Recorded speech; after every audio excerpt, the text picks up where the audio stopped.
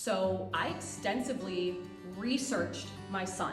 What was he doing? When was he doing it? Times of day? And then what were the coping skills that he was going for? I started researching different types of fidgets and sensory tools that he could take to school with him.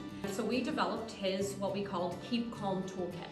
And it was a black fanny pack that he still has to this day, full of different sensory tools and fidgets that we laugh are Sean tested, Sean approved, and they don't make it in his fanny pack if they're Sean destroyed. And after about a week or two, he came home and he's like, Mom, excuse my language, he's like, Mom, this sucks. Everybody keeps taking my fidgets.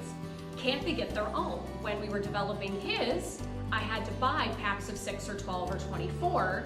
And so we had bins left over of all of this stuff. And he goes, well, you know what? I think we need to sell these.